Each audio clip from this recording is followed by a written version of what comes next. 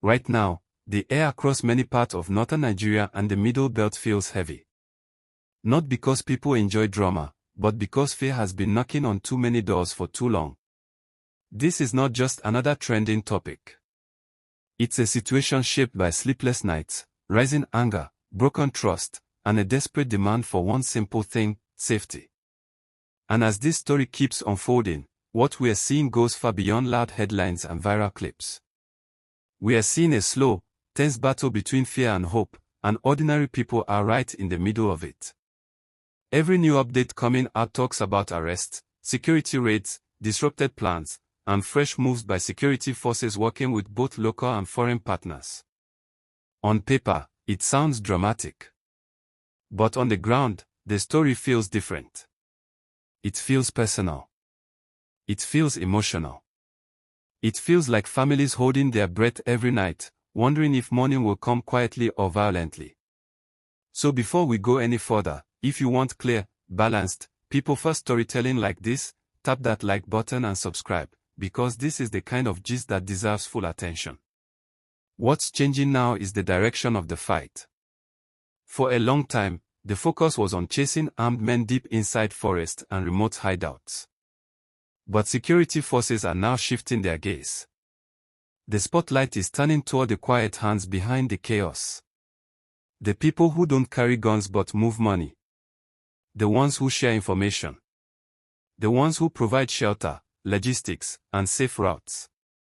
Because without those hidden enablers, many of these attacks would collapse before they ever begin. That's why news of arrests linked to alleged sponsors and facilitators has sparked intense reactions. People are watching closely, because this feels like a deeper strike at the roots, not just the branches. In villages and towns that have tasted violence, daily life has been reshaped by uncertainty. Nights are tense. Every sound feels suspicious. Some people sleep lightly, others don't sleep at all. During the day, markets that used to be lively are now half full. Parents hesitate before sending children to school. Farmers stop short of their farmlands, afraid that one wrong step could change their lives forever. And when news breaks about new operations or arrests, the reaction is mixed. There's hope, yes. But there's also caution. People have heard bold promises before. They've celebrated early, only to mourn later. That's why trust is fragile, and why every move matters. There's also growing attention on international cooperation, and this part of the story is sensitive. When insecurity spills across borders and armed groups move through difficult terrain, no country can handle it alone. So intelligence sharing, surveillance support, and coordinated strategies start coming into play. But people are watching carefully.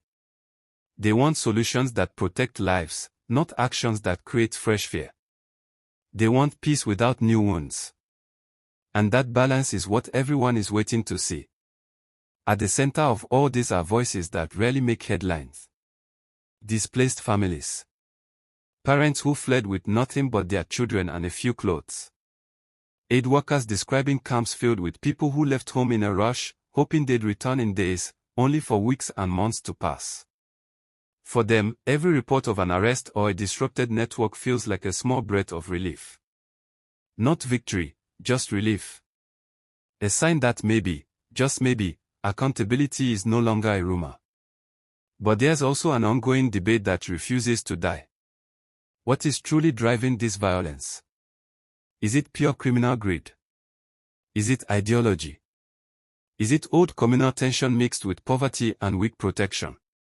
The honest answer is uncomfortable. It's probably all of them, tangled together. And that's why many experts warn that lasting peace won't come from force alone. Security matters, yes.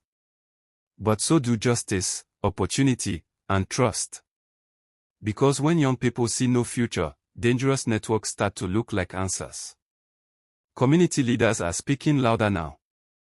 They are asking for more than quick raids and temporary calm. They want a steady, visible security presence. Patrols that stay.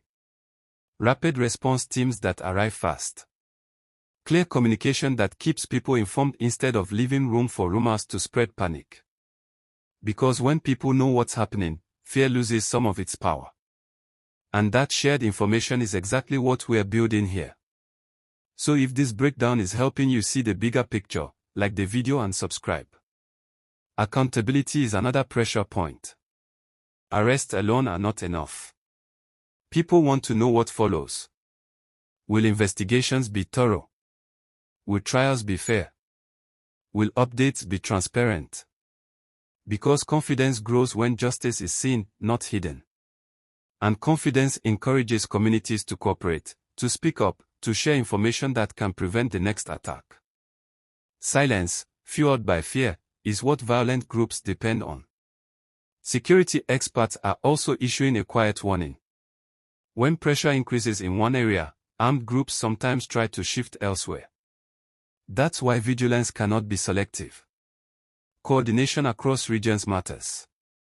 Local guards, volunteers, and official forces watching roads, forests, and border paths together. Safety works best when communities and authorities stand side by side, not apart. And if you believe in that shared responsibility, support this channel by liking and subscribing. For everyday listeners, the biggest takeaway is simple but important. This is not a single moment. It's an ongoing process. There will be encouraging days and worrying days. Progress may be slow, but what people are hoping for is direction. Fewer attacks. Safer roads. Children back in school. Families returning home. And a growing sense that those who plan harm will no longer operate in the shadows. Amid all this tension, there are quiet acts of courage that deserve attention. Local groups repairing damaged buildings with bare hands. Teachers holding classes in temporary spaces. Traders reopening stores even when fear whispers otherwise. Faith leaders calling for calm and unity instead of revenge. These moments don't trend easily, but they are the glue holding communities together. And without them, no security operation would truly succeed. Many people ask what they can personally do. The answer isn't complicated, but it matters. Be careful with information. Don't spread unverified claims. Support relief efforts through trusted channels if you can. Keep conversations respectful. Pain should not be turned into division. Unity makes it harder for violence to survive.